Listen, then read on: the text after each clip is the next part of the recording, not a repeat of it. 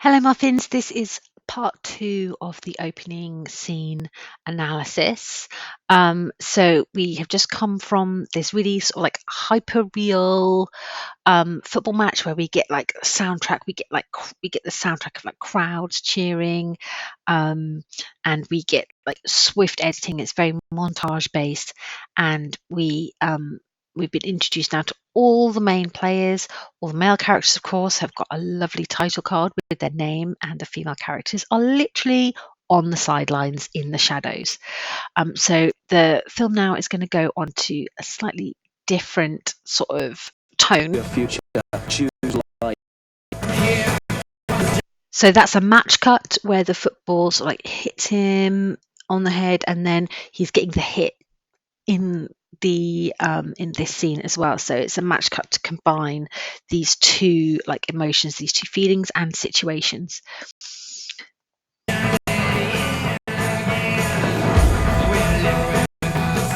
So I think this shot is really interesting.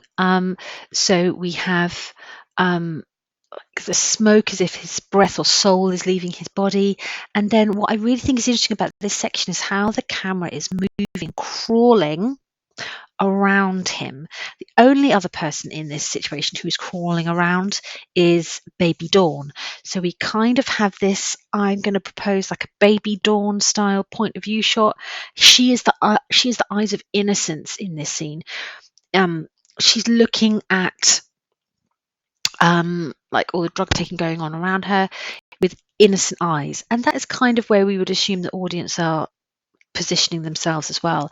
So the audience are now becoming sort of positioned with the most innocent sort of like character in the scene. That means that we're looking at Renton and Sick Boy and Alison as kind of like others, as kind of separate, because we are kind of like looking up at them in a very innocent manner. Another thing, thinking about separation, as I play this through, I just would like my students to be aware that Renton is separated from the rest of the group. If you can see in the background that little red patch there, that's Alison and Sick Boy and Spud are shooting up, and he is separated from them. And what's really important in terms of our alignment with Renton is that we don't see him shoot up in this moment. We see the others, but we don't see him. Now that's quite important for the audience in this phase of exposition, because we're starting to develop this connection with Renton, and he is now being established as something different, something other than the rest of the addicts in the room. We are physically separated. So Renton is physically separated from them. We don't see him shooting up. We see the others. So that's a turning point that happens later in the narrative. So later in the narrative, the audience are exposed to Renton shooting up, and we get some really graphic images of like the needles and things like that. But at this moment, we just see him smoking and then falling back. So we're in a relatively safe viewing position here.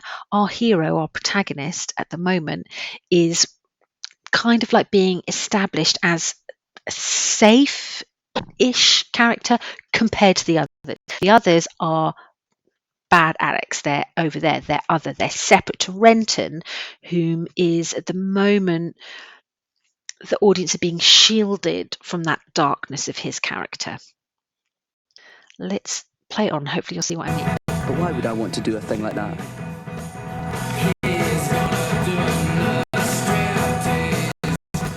So the camera pans around him. You can see the location. There are all those sickly sweet colours, and he is lying there as if he is already dead.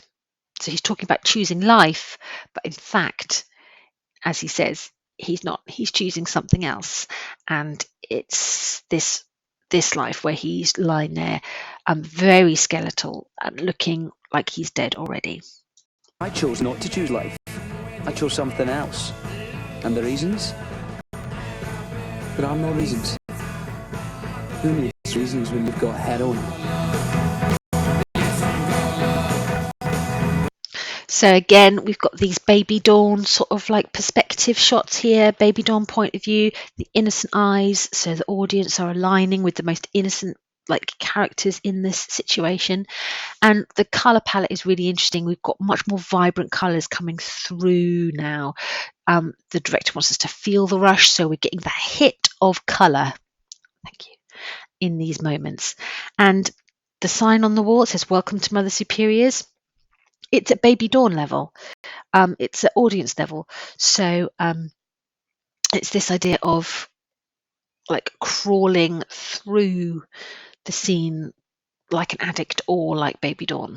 There's lots of different ways you can read it.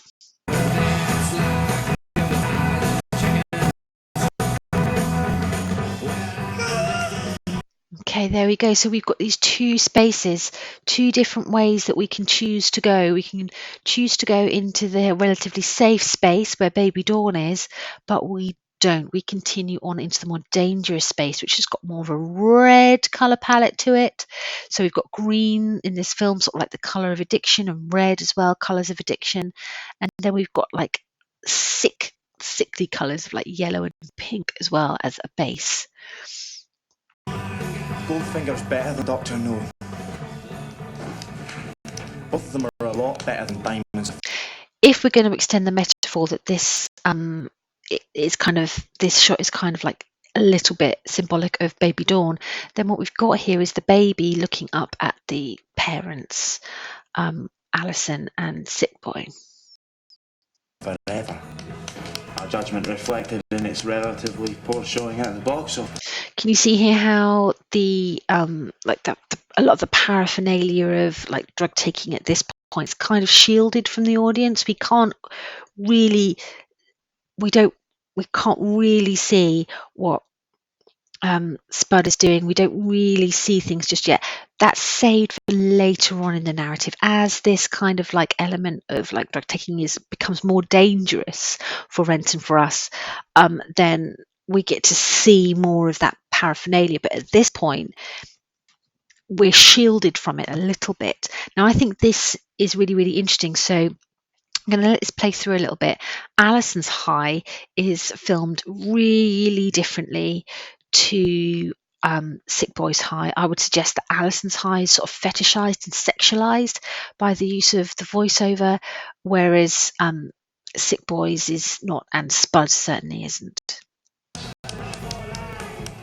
In which field, of course, Thunderball was a notable success.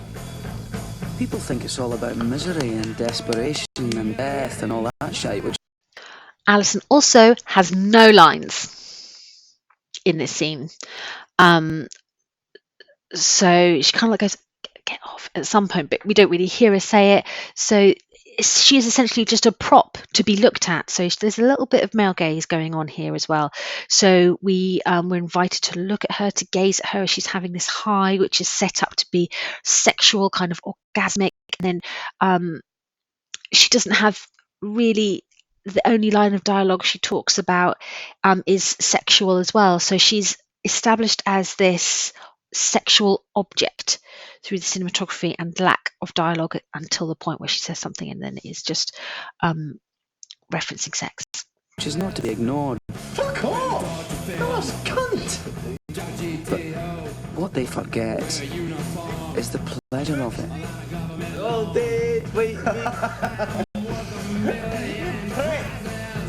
So the movement there kind of like is to make the stomach churn a little bit, that feeling of tipping over. Pure as the driven snow, that shit then.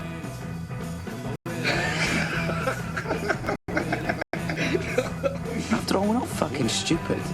So remember that we haven't seen Renton go through these processes of drug taking. It's reserved for this group, or the more dangerous group.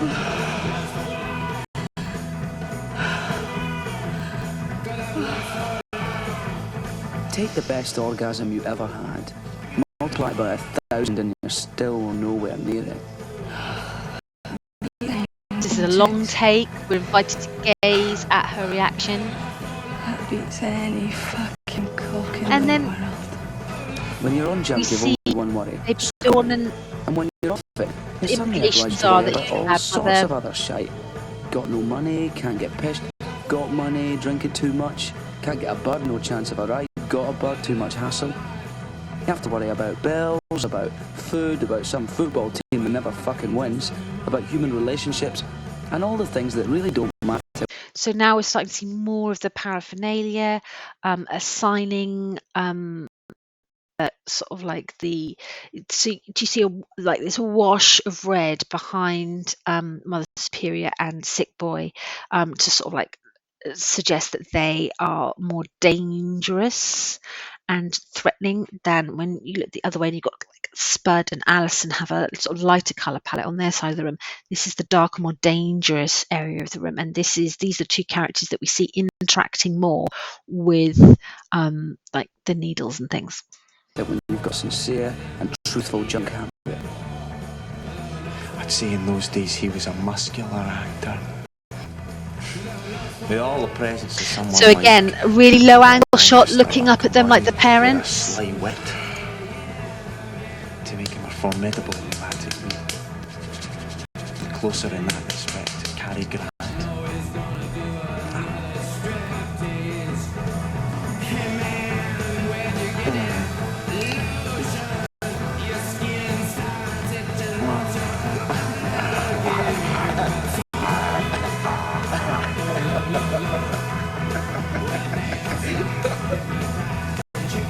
The only drawback of Do you see how he's the principal Do you see how he's isolated in the frame, whereas they are a group, they're a collective, and he is the individual?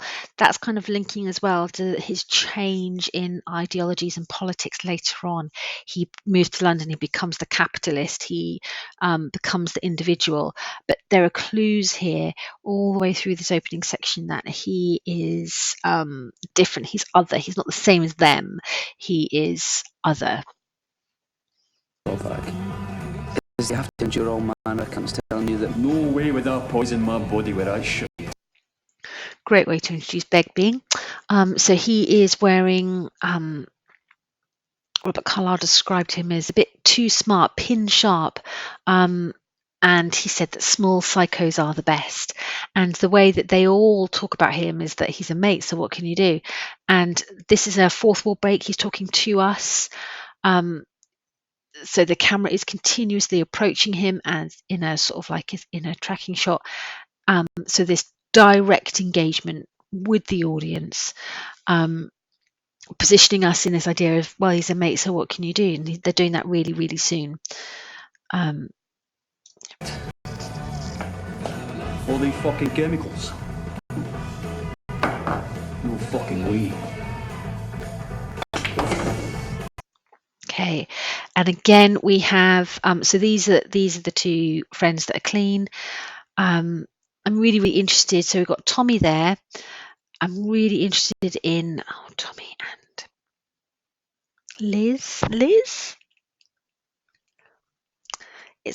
She's a bit forgettable, and just look at this sort of like moment here. She is dressed in exactly the same color as like the wallpaper there. So again, she's just in the shadow, she's blending into the background, she doesn't have any dialogue, she is just a prop in this scene, and she just, again, like she did it at the football match, she's just blending into the background. Not significant, not important to the narrative as far as Renton is concerned, therefore we're not going to see her, or she's going to have very little to say and do in these scenes. It's a waste of your life, man. Poisoning your body with that shit. Every chance you've had. This is really interesting, the way that this is set up. So we've got the mother with that pop of green as well. That's the colour of addiction. Renton is sat in the shadows. This house is like beige, washed out. There doesn't seem to be a lot of happiness and life and vitality in this house. These two people have worked hard all their lives, and they have the, kind of reminds me of like houses I remember from like the 80s. It's very brown, it's very beige, it's outdated, and we can see that Renton there in the shadows. We can sort of like echo these feelings of, well, is this what I'm supposed to aim for? I don't think so. But also at the same time, you feel the pain of these two parents, and yet again, the female in the scene has no dialogue. Son, you've blown it. Stuffing your face with that filth. From time to time, even I have uttered the magic words. So again, he steps over people, and that's echoed in the final scene and in the opening moments. Finished with that shite. Well, that's up to you, man. Gonna do it right this time, gonna get it sorted out, get off it for good. I'm sure I've heard that one before. The sick boy method. Oh, it really worked for him, eh? Well, he's always been lacking in moral fibre. He knows a lot about Sean Connery. That's hardly a substitute. You'll need one more hit. So No, this I don't scene think so. bathed in Oh, red, right, the I colour of get it. danger. We called him Mother Superior on account of the length of his habit. Of course I'd have another shot. After all, I had work to do. There's the titles, so that's the end of our analysis. It's quite a long scene, 6 minutes, and there's different sections to it, so lots and lots to say. I hope that you found some of these observations helpful to you. Okay, thank you very much, muffins. Switch this off. Thank you.